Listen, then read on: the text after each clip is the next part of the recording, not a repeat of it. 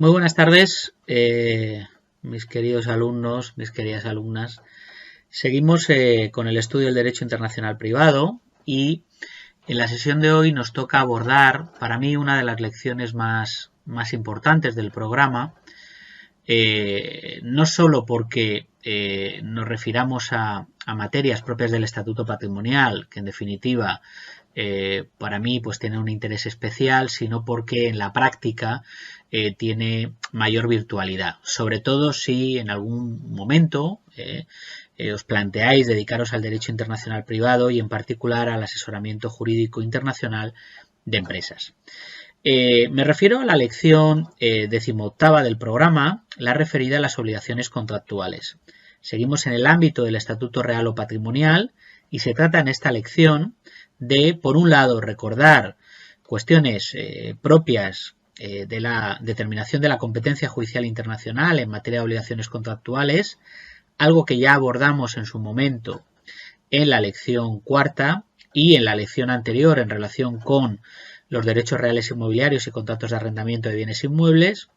Y la novedad, en segundo lugar, fundamental en esta materia, en esta lección, pasa por que trabajemos las cuestiones relativas a la determinación de la ley aplicable.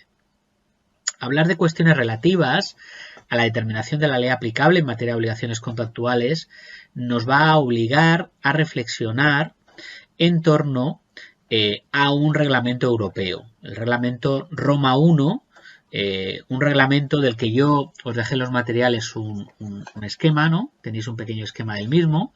Es el reglamento 593/2008 de 17 de junio del año 2008 sobre ley aplicable a las obligaciones contractuales.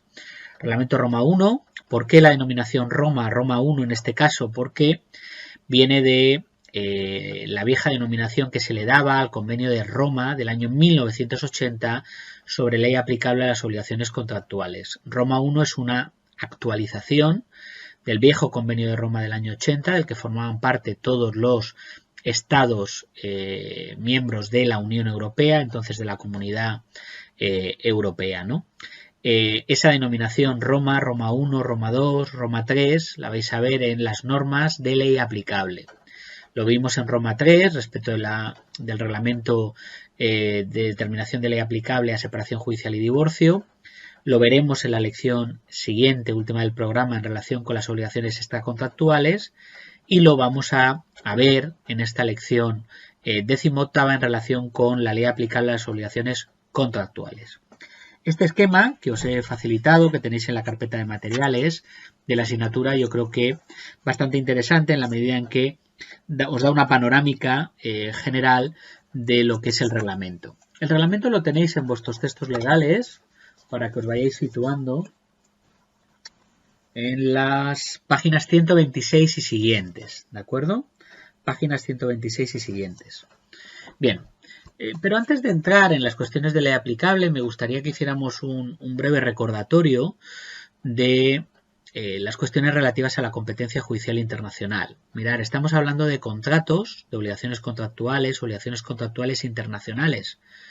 El contrato no deja de ser, del tipo que sea, compraventa, agencia de distribución, joint venture, fabricación, prestación de servicios, patrocinio, sponsorización, un vehículo de cobertura de la transferencia de bienes y servicios.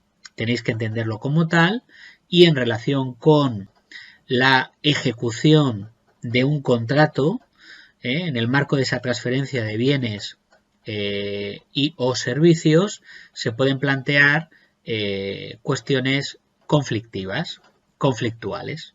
Ese conflicto, cuando está presente un elemento de internacionalidad, que en el caso de la materia contractual generalmente viene determinado por la situación en la que se encuentran las partes, domicilio, residencia habitual, por otros elementos como puede ser el lugar de entrega de la mercancía, el lugar de prestación del servicio, el lugar de cumplimiento de la obligación de pago, convierte a ese contrato en internacional. Por tanto, los problemas derivados de ese conflicto interpartes tendrán que ser resueltos, como bien sabéis, con el derecho internacional privado de la mano. En relación con la determinación de la competencia judicial internacional, no nos vamos a apartar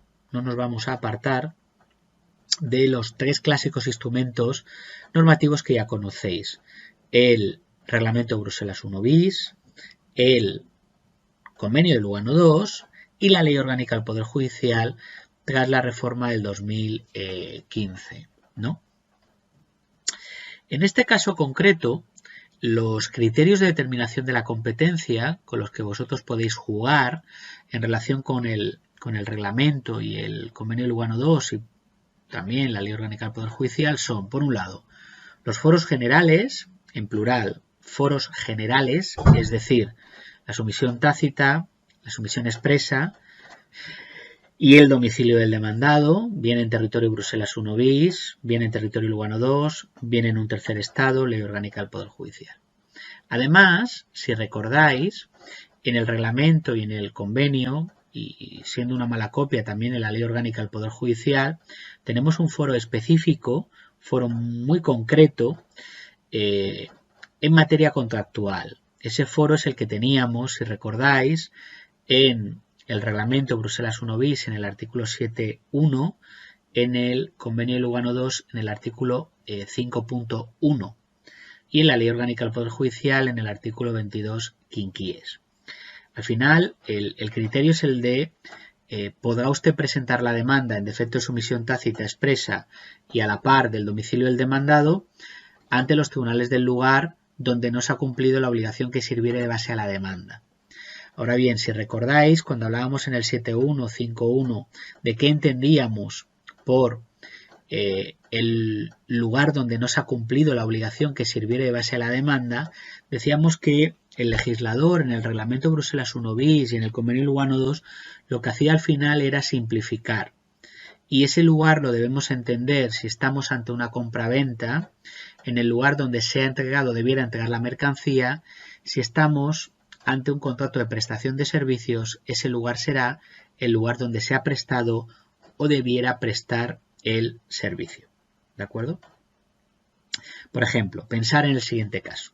Una empresa con sede estatutaria en Londres demanda ante un juez español a una empresa con sede estatutaria en París. Empresa londinense contra empresa parisina, por no haberle entregado esta en el Reino Unido una partida de cocos, en este caso, ¿no? De mercancía. La mercancía serían los cocos, según resultaba de un contrato entre las partes. En efecto, el contrato establecía que la mercancía debía ser consignada a un transportista sueco en París para que éste pusiera la mercancía en manos del comprador, en concreto en Gran Canaria. Bien, si nos planteamos qué tribunales serían competentes para conocer de esa demanda que presenta una empresa londinense contra una empresa parisina en relación con la entrega de unas frutas en Gran Canaria, España, la respuesta es muy sencilla. Reglamento Bruselas I bis, porque el demandado está domiciliado en Francia. No decimos nada acerca de sumisión tácita expresa. Por el 4, domicilio del demandado, me podría ir a París, Francia. Por el 7.1 me podría ir a España, porque los cocos había que entregarlos en Gran Canaria. Luego me podría ir ante los tribunales españoles. Recordar que este juego de obligaciones contractuales y del juego del lugar donde no se ha cumplido la obligación que sirviera a la demanda en relación con la competencia judicial internacional, y lo mismo va a pasar con la determinación de la ley aplicable, no se plantea de la misma forma cuando nos encontramos ante foros de protección. Contratos celebrados por consumidores, contratos individuales de trabajo, contratos de seguro. En estos casos, la competencia judicial internacional vendrá determinada en función de quién demande. Si demanda la parte débil o demanda la parte menos débil en esa relación jurídica, ¿no? Si es el consumidor quien demanda, pues podrá perfectamente presentar la demanda ante los tribunales del lugar donde tiene su domicilio, ante los tribunales del lugar donde está domiciliada la empresa. Si es el asegurado quien demanda, el beneficiario del seguro, exactamente lo mismo. Tribunales del lugar donde tiene su domicilio, tribunales del lugar donde la empresa está domiciliada. Y si nos encontramos ante un contrato individual de trabajo, el trabajador podrá demandar ante los tribunales del lugar donde esté domiciliado o ante los tribunales del lugar donde tenga su domicilio la empresa. Si es al contrario, demanda el empresario en un contrato de trabajo, el asegurador en un contrato de seguro, la empresa en un contrato de consumo, sí o sí tendrá que presentar la demanda, salvo autonomía de la voluntad de las partes, lógicamente, ante los tribunales del lugar donde la parte débil, consumidor, asegurado, trabajador, tenga su domicilio. Bien, las cuestiones relativas a la ley aplicable. Esta es la gran novedad de esta lección 18ª. Mirad, nosotros lo que tenemos que tener claro es que cuando nos planteamos cuál es la ley aplicable a una obligación contractual, realmente lo que nos estamos planteando es cuál es la lex contractus, es decir, la ley que resuelve el fondo del asunto en relación con esa obligación contractual concreta. Insisto que me da igual el tipo de contrato que sea, ¿no? Buscamos la lex contractus. Y cuando hablamos de lex contractus, fundamentalmente, el criterio de base, el que vais a manejar siempre como punto de partida, como punto de inicio, es el principio de la autonomía de la voluntad. ¿Qué significa la autonomía de la voluntad en relación con las obligaciones contractuales? Significa que las partes van a tener libertad de elección de la ley aplicable. La autonomía de la voluntad es un principio sobre el que pivota la construcción de las soluciones de ley aplicable en materia de obligaciones contractuales. Ese principio de autonomía de la voluntad es el que le permite a las partes llegar a un consenso e identificar como ley aplicable al contrato que sea la ley de un estado concreto, ¿de acuerdo? Bueno, incluso voy más allá, se puede sujetar un contrato a varias leyes, es lo que se llama el despiece del contrato, ¿no? Pero ese despiece del contrato, no sé, que los derechos, por ejemplo, y obligaciones de la parte vendedora en un contrato de compraventa internacional de mercaderías estén sujetos al derecho francés y los derechos y obligaciones de la parte compradora estén sujetos en ese contrato de compraventa al derecho británico, por ejemplo, ¿no? En el caso que hemos planteado. Es un despiece del contrato. No es lo habitual. Lo habitual es que el contrato esté sujeto a una ley. ¿Qué ley? La ley libremente elegida por las partes. Ya resolveremos un problema que yo creo que ya en vuestra cabeza empieza a aparecer, ¿no?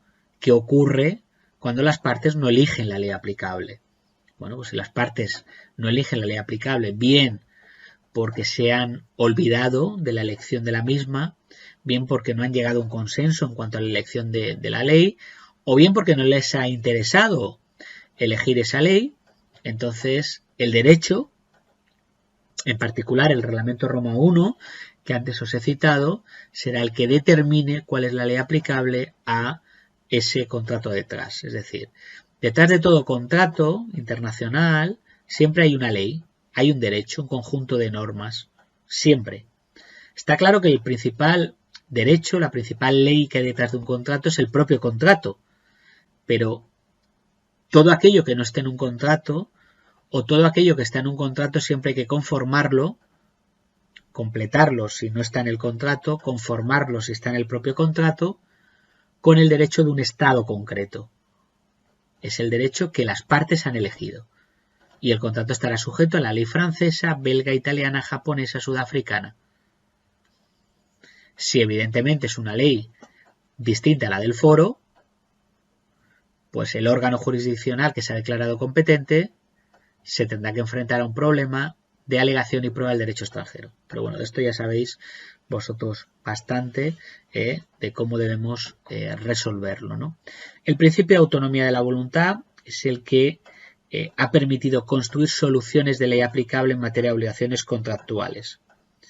No solo en materia de obligaciones contractuales. Yo creo que el principio de autonomía de la voluntad es la regla de oro en materia contractual, en general, ¿no? Cuando se habla de la autonomía de la voluntad, hay dos manifestaciones claras, igual que habían dos manifestaciones en competencia judicial internacional de la autonomía de la voluntad, la sumisión tácita y la expresa. Bueno, pues en ley aplicable ocurre lo mismo. Tenemos la autonomía de la voluntad material y la autonomía de la voluntad conflictual. Cuando hablamos de autonomía de la voluntad material, me refiero a la libertad que las partes tienen para establecer en un contrato todas aquellas cláusulas que estimen convenientes, las que quieran. Que la mercancía hay que entregarla en Gran Canaria, en el caso de los cocos. Que en caso de litigio serán competentes los tribunales españoles, por ejemplo. Que el pago se tiene que efectuar a través de una transferencia bancaria en una cuenta corriente de la parte vendedora en Andorra. Lo que queramos. Eso es lo general, la autonomía de la voluntad material. Y dentro de la autonomía de la voluntad material está presente lo que llamaríamos la autonomía de la voluntad conflictual. ¿Qué es la autonomía de la voluntad conflictual? Es una manifestación de la autonomía de la voluntad material. ¿Por qué? Porque la autonomía de la voluntad conflictual consiste en ¿qué? Consiste en la libertad que tienen las partes para elegir la ley rectora del contrato, la ley que está detrás del contrato. Es decir, la autonomía de la voluntad conflictual no deja de ser una manifestación más de la autonomía de la voluntad material, porque son las partes quienes, atendiendo a las posibilidades que tienen de elegir cualquier cláusula de ese contrato, pues una de ellas será la elección de la ley aplicable. Si dibujarais, hicierais un círculo y ese círculo sería el gran conjunto que implica la autonomía de la voluntad material, dentro de ese conjunto estaría la autonomía de la voluntad conflictual. ¿De acuerdo? Bien. Sobre la base de la autonomía de la voluntad, ¿cuál es el instrumento normativo que tenemos que manejar? Ya lo he dicho antes, el reglamento Roma I. El reglamento Roma I es un reglamento que se viene aplicando a todos aquellos contratos celebrados a partir del 17 de diciembre del año 2009. Eso significa que en la práctica os podéis encontrar con contratos anteriores a esa fecha, 17 de diciembre de 2009, y no estarían sujetos al reglamento Roma I, sino al viejo convenio de Roma del 80. Está claro que no merece la pena que estudiemos el convenio de Roma del 80, sino que nos centremos en una norma como es el reglamento Roma I, que tiene ya una vigencia de más de 10 años y que funciona estupendamente bien, por otro lado, ¿no? Forman parte del mismo, su ámbito de aplicación territorial, 27 de los 28 Estados miembros de la Unión Europea. En este caso, Dinamarca queda fuera del ámbito de aplicación territorial del mismo, ¿no? Desde el punto de vista material, el ámbito de aplicación es bastante extenso, porque no se refiere única y exclusivamente a las relaciones contractuales y relaciones contractuales de todo tipo, incluso las relaciones contractuales de protección, como hemos llamado, seguro, contratos individuales de trabajo celebrados por consumidores, también tiene solución en Roma I, sino también a las relaciones precontractuales. ¿Cómo funciona el reglamento? Tiene una regla general y a partir de esa regla general tiene una serie de soluciones particulares.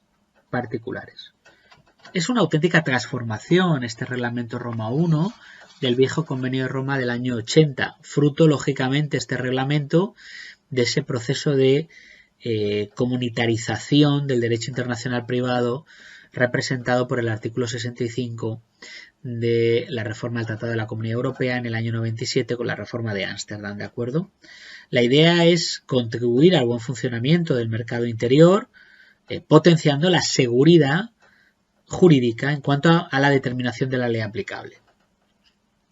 Ayuda este reglamento a la creación de ese espacio de libertad, seguridad y justicia tan necesario, yo creo que imprescindible, en el ámbito de la Unión Europea. Sin ese espacio de libertad, seguridad y justicia, difícilmente se pueden favorecer la libre circulación de resoluciones judiciales entre Estados miembros en el ámbito, en este caso concreto, de las obligaciones contractuales. Es importante que tengáis en cuenta, como establece su artículo segundo, luego os invito a que le deis una lectura al artículo 2, ¿no? Que es un reglamento que tiene un efecto erga omnes, es de aplicación universal. ¿Qué significa eso? Ya lo sabéis. Significa que será de aplicación independientemente de que se aplique a un sujeto nacional de un Estado no firmante de ese reglamento. Y el reglamento supone una auténtica jubilación, implica la inaplicabilidad de la norma de derecho internacional privado autónoma en materia de obligaciones contractuales internacionales. En este caso, el reglamento desplaza la solución prevista en el artículo 10.5 de nuestro Código Civil. Luego yo os invitaría a que fuerais al Código Civil, artículo 10.5, y ahí pusierais una nota, precepto desplazado por el reglamento Roma 1. Que hemos dicho que lo teníamos en las páginas, creo que eran 126, ¿no? 126 y siguientes, efectivamente, ¿no? Bien, nos vamos a situar en el propio reglamento, ¿no? Tenemos en cuenta, como hemos dicho, que es de aplicación universal, tenemos en cuenta que tiene un ámbito de aplicación material notable, tenemos en cuenta también que es el órgano jurisdiccional, que el órgano jurisdiccional que tiene competencia para su interpretación es el Tribunal de Justicia de la Unión Europea, lógicamente, y nos vamos a centrar en sus soluciones de ley aplicable. Tenemos una regla general prevista en el artículo 3 y tenemos una serie de conexiones subsidiarias que entran en juego a falta de elección de ley aplicable por las partes. Luego la regla general, artículo 3, yo me anotaría ahí, regla general, libertad de elección. Artículo 4, conexiones subsidiarias, ley aplicable a falta de elección. Bueno, artículo 3, ¿cuál es la ley aplicable a un contrato? La ley libremente elegida por las partes. Es una elección que tiene que ser expresa, importante, y o bien pues que quede de alguna manera patente que esa ha sido la elección de ley aplicable entre las partes, y la elección de esa ley aplicable puede ser a la totalidad del contrato, como os he dicho, o a parte del contrato. Podemos sujetar un contrato a varias leyes, o lo normal es que un contrato igual a una ley, ¿de acuerdo? Y hablamos de ley de un Estado. Igual que hablamos de tribunales españoles, japoneses, belgas o sudafricanos, aquí hablamos de ley francesa, italiana, belga, japonesa o sudafricana, ¿de acuerdo? Bien. Regla general, entonces, libertad de elección, artículo 3. ¿Qué ocurre cuando las partes se olvidan de elegir la ley aplicable? O no llegaron a un consenso a la hora de establecer cuál sería la ley aplicable. En ese caso entra en juego el artículo 4 del propio reglamento. El artículo 4 tiene varias soluciones y quiero que las identifiquéis muy bien. La primera conexión subsidiaria a esa libre elección de la ley aplicable del artículo 3 viene representada por el artículo 4.1, primera conexión subsidiaria. Anotarlo ahí, primera conexión subsidiaria. La segunda conexión subsidiaria viene determinada por el 4.2. Y la tercera conexión subsidiaria serían los apartados tercero y cuarto de este artículo cuarto. El 4.3, 4.4, ¿de acuerdo? Bien, luego, regla general artículo 3, conexiones subsidiarias por este orden 4.1, 4.2 y 4.3 más 4.4, ¿de acuerdo? Perfecto. Vamos al 4.1. En el 4.1 tenéis lo que yo llamo los 8 magníficos. Un poco recurriendo al cine, ¿no? A esa película de los 7 magníficos, pues aquí serían los 8 magníficos. ¿Por qué los 8 magníficos? Porque el artículo 4.1 se refiere, letras A, B, C, D, E, F, G y H, a 8 modalidades contractuales concretas y en función de la modalidad contractual concreta, contractual internacional concreta, la ley aplicable será una u otra. 8 modalidades, las más utilizadas en la práctica, sobre todo las primeras, de esas 8 yo creo que 4 o 5, incluso 6 primeras, ¿no? Por así decirlo, donde se establece cuál sería la ley aplicable. La ley aplicable en función de la modalidad contractual internacional correspondiente. ¿De acuerdo? Así nos vamos al 4.1, letra A, y tenéis que citarlo así, 4.1a, 4.1b, 4.1c, etc. En el 4.1a hablamos de la compraventa. En el 4.1b hablamos de los contratos de prestación de servicios. 4.1c y 4.1d, derechos reales inmobiliarios, contratos de arrendamiento de inmuebles. Letra E, contratos de franquicia. Letra F, contratos de distribución. Y letra G, la compraventa de bienes mediante subasta. Estaríamos hablando de bienes muebles, ¿de acuerdo? Y la letra H, estaríamos hablando de contratos de financieros, ¿no? Compraventa de divisas, valores, materias primas, derechos de emisión, etcétera, etcétera, ¿de acuerdo? Bien.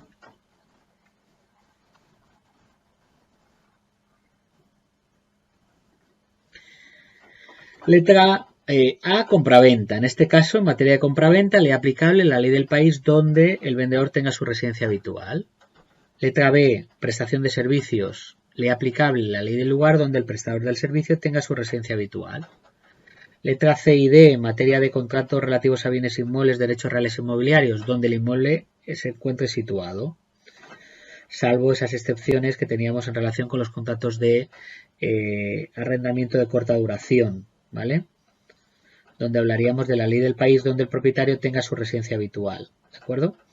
Franquicia, pues nos vamos a la ley del país donde el franquiciado tenga su residencia habitual. Distribución, ley del país donde el distribuidor tenga su residencia habitual. Y así sucesivamente. Es decir, al final, fijaros que lo que hace el legislador es optar por una de las partes y establecer como ley aplicable la ley del lugar donde esa parte tiene su establecimiento. Vendedor, franquiciado, distribuidor, prestador de servicios. ¿De acuerdo? Bien.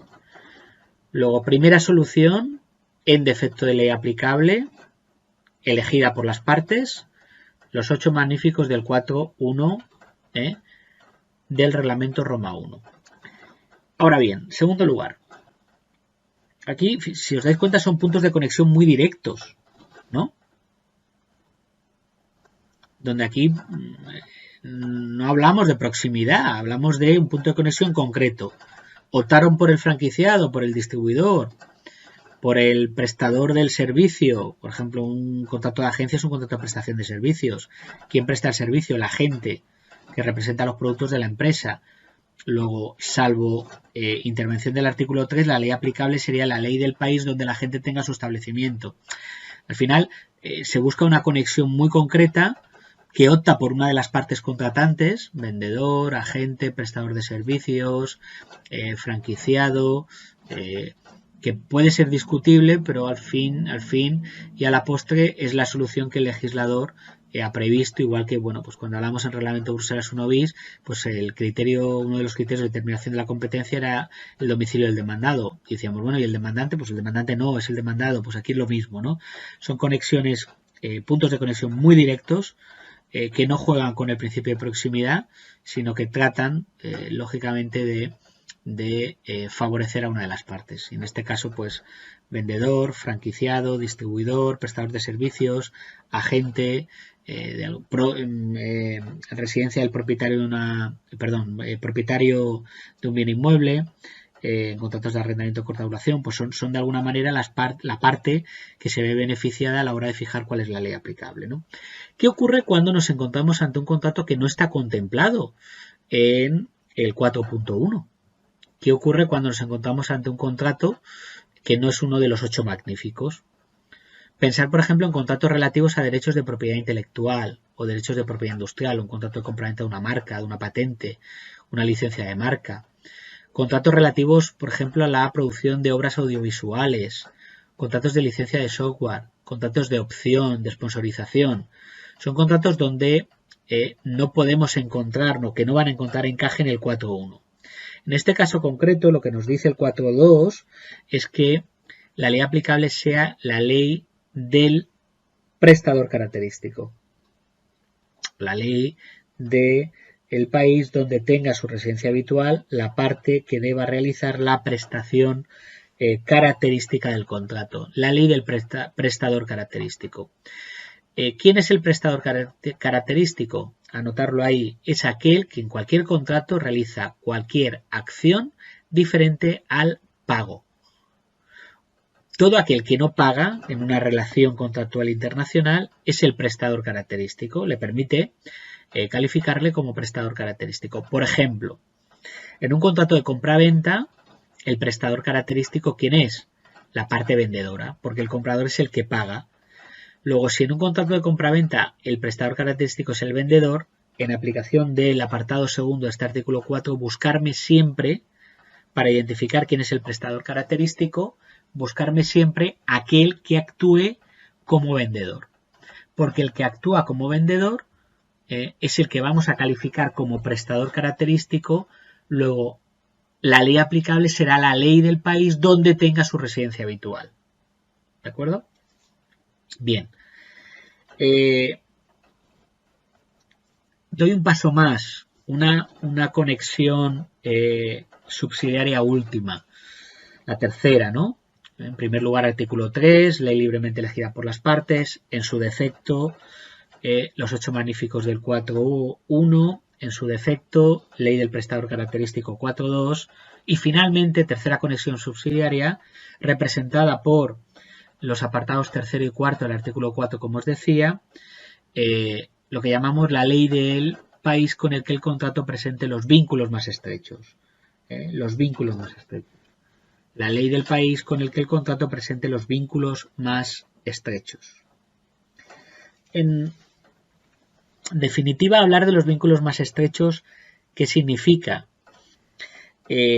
Significa que nos encontramos ante supuestos donde es muy difícil identificar quién es el prestador característico. Por ejemplo, pensar en un contrato de joint venture, un contrato de colaboración entre una empresa española y una empresa dominicana para poner en marcha un complejo hotelero en la isla, ¿no? La empresa española pone dinero y la empresa dominicana pone unos terrenos y empiezan a construir ese complejo hotelero. Ahí no tengo un prestador característico claro, ahí no tengo un comprador y vendedor, porque los dos han aportado, uno, una serie de cientos de miles de euros y otro unos terrenos que tienen una valoración también de cientos de miles de euros. Luego no tengo un prestador característico claro. Me tendré que ir a la ley del país donde el contrato presente los vínculos más estrechos. Pensar, por ejemplo, en un contrato de investigación y desarrollo. Empresa española y empresa francesa que empiezan a investigar para poder obtener una nueva vacuna contra el COVID-19. Y una vez que la vacuna la tengan, la comercializarán.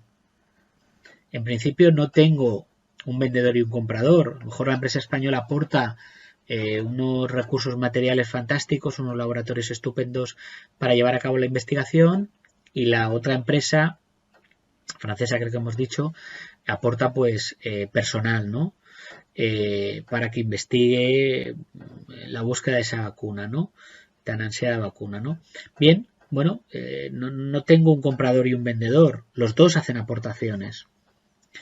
Luego ahí, en caso de que las partes no hayan elegido ley aplicable, como no es un contrato de los previstos en el 4.1, como no tengo claro quién es el prestador característico, 4.3.4.4 al final aplico ¿cuál? La ley del país con el que el contrato presente los vínculos más estrechos, ¿de acuerdo? Vínculos más estrechos. Y lo va a determinar al final el propio tribunal. No sorprenderos. El 4.3 y el 4.4 al final es una especie de cláusula de cierre y a la vez válvula de escape para el juzgador. al final lo que le permite el 4.3 y 4.4 es que el juez va a decidir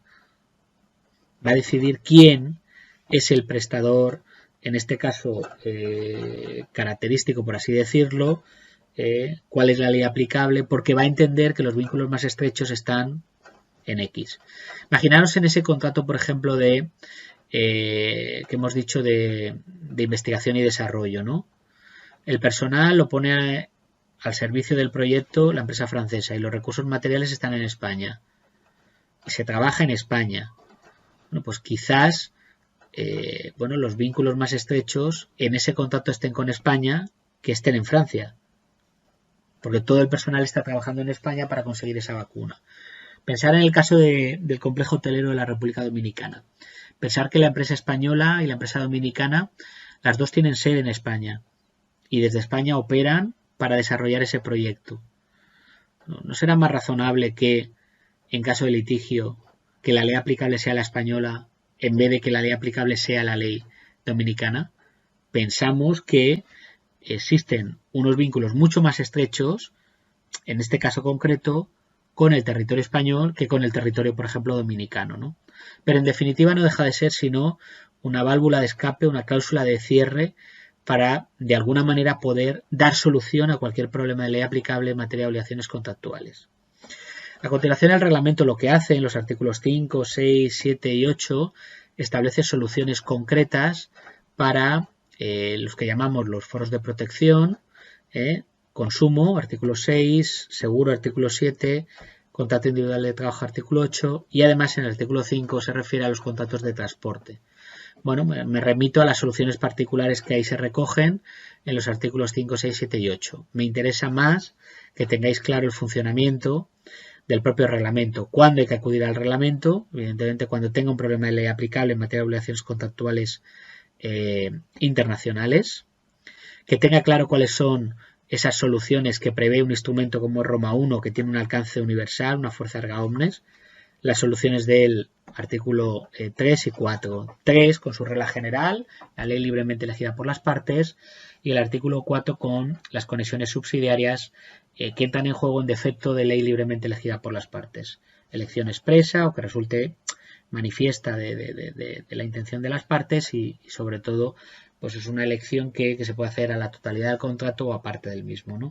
Conexiones subsidiarias que pasan por 418 magníficos, 42 prestador característico, 4344 los vínculos más estrechos. Tenemos un caso práctico de esta lección 18ª que yo creo que sería interesante que lo pudiéramos resolver ahora. Es el caso de, a ver si no recuerdo mal, el de William Rednoas, el tío Willy, ¿no? Para los amigos, ¿no? Un ciudadano de nacionalidad irlandesa con domicilio en Villafranca del Bierzo, León, que se dedica a la exportación de vinos a través de su empresa, la empresa Bocoy, con domicilio social en Villafranca del Bierzo, en España. En el marco de su actividad, formaliza un contrato de compra-venta con una empresa belga, vendedor, empresa domiciliada en España, parte compradora, empresa domiciliada en territorio belga. Perdón, sociedad belga domiciliada en Oporto, Portugal. Perdón. Sociedad belga, la sociedad belga Trincheurs S.A., domiciliada en la ciudad de Oporto. Compraventa entre empresa domiciliada en España, vendedor, parte compradora, empresa domiciliada en Portugal. Bien, en el contrato se hacía constar que las cajas de vino había que suministrarlas en un plazo X y entregárselas a la parte compradora en Portugal. ¿De acuerdo? En Portugal. Vale. La empresa belga no había verificado el pago, por lo que el tío Willy lo que hace es demandar a Trincheurs ante el juzgado de primera instancia de Ponferrada. Falta de pago, no recepción de la mercancía, que sabéis que es una obligación básica fundamental de la parte compradora. La empresa belga se persona ante el juzgado español e impugna su competencia alegando que no es Ponferrada el lugar de ejecución de las obligaciones presuntamente incumplidas.